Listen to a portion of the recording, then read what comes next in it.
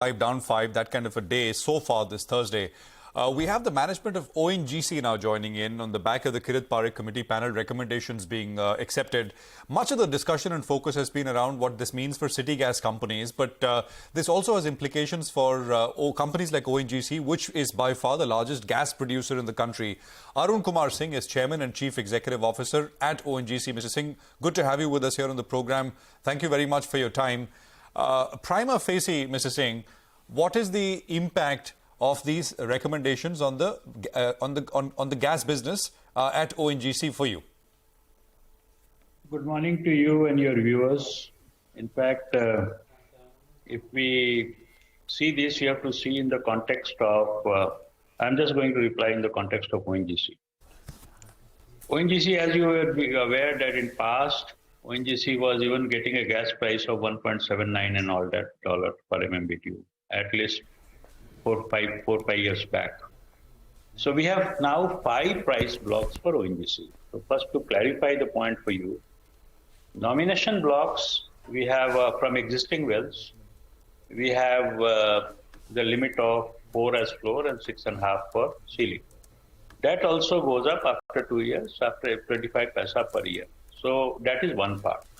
Second part, if you have read the fine prints of the notification, it says that from new wells and from new, well interventions, we will get a price of 20% more than the APM price. APM price at today's formula of 10% of crude, it is 7.92. So effectively from new wells and the intervention wells, ONGC will get 9.5 plus, something between 9.5 to 10. So depending on what price crude varies. And this part, new wells, you may be aware that every year, 8 to 10% production gets added from new wells because you have to keep investing, maybe to remain at same level, to just produce the same quantity of gas, because every well, on an average, has a tendency to lose 6 to 8% production every year. So you have to see second price from nomination field. Now we have 2 prices. One price is ceiling of 6.5 for this year. And second, new wells will get a price of between 9.5 and 10 depending on the crude price.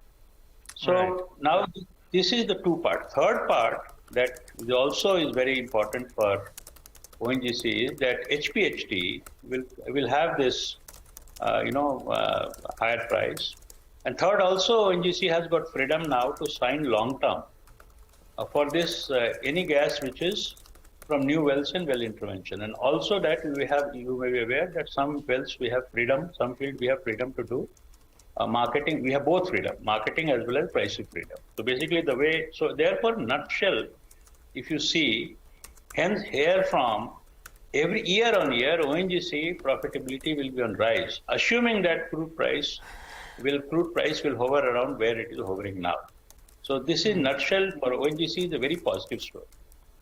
All right. Mr. Singh, we take note of your point in your inputs as well. You had mentioned that gas from non-nomination blocks will have 20% premium to APM prices. What percentage of your production is from this non-nomination blocks? No, nomination block itself, just read the order. Yes. This nomination block itself, any new well in the nomination block also will get this higher price. Oh. Okay, so this is the fine print you have to read. So there ONGC is going to benefit to a large extent, and therefore one more point I wanted to tell you and your viewers. Yes. Ultimately, what's happening? It is 10% of crude price plus 20% you get on account of this, new wells.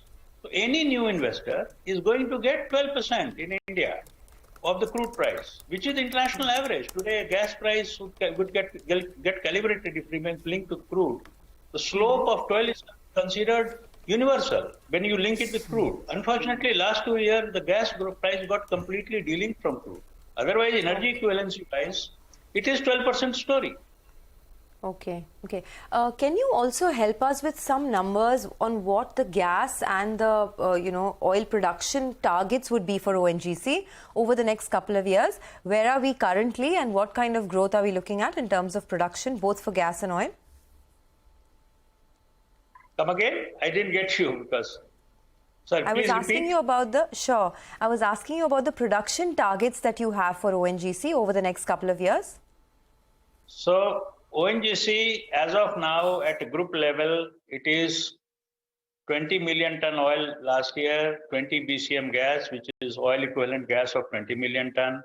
We have from our joint ventures around 3 million tons, so around 2 to 3, so that is 42, and 10 million ton we get out of OVL. So ONGC at group level last year was 53, 54 level.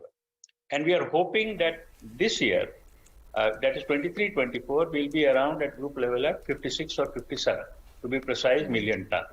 So this is the number if you are interested in ONGC production numbers. Okay, all right. So you're basically looking at a growth of close to around 5%. Yeah, exactly. Volume growth. Okay, all right.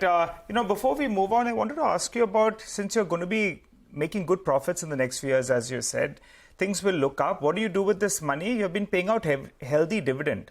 So do you stick to that, or do you have some capex plans? So give us two-part questions. Do you intend to continue with this good dividend yield that you've been paying out? And what is your capex plans for the next couple of years? So this question our board will have to answer, because these are the board decisions. Your capex, at least you can tell us. What are your capex plans? Capex plan, typically ONGC spends 30,000 crore capex per year, typically. All the group, at the group level. So that remains. That 30,000 crore pressure will remain for 2-3 years, because we have, we have this, basically some part is, for new production, some part is for old production. So capex will remain, in my view, it will remain at 25 to 30,000 crore per year. Mr. Singh, my colleague said good profits. Could you tell us what could be the incremental sort of impact on earnings? Just a rough estimate. I mean, you gave us a sense of volumes, but what will this do?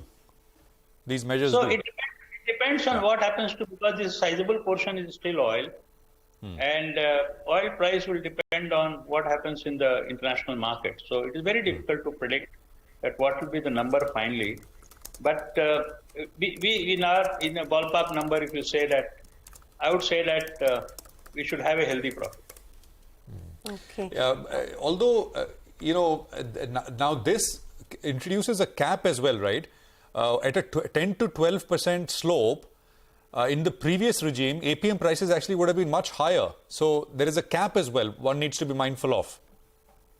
No, cap is today at 6.5 from only nomination field, old wells.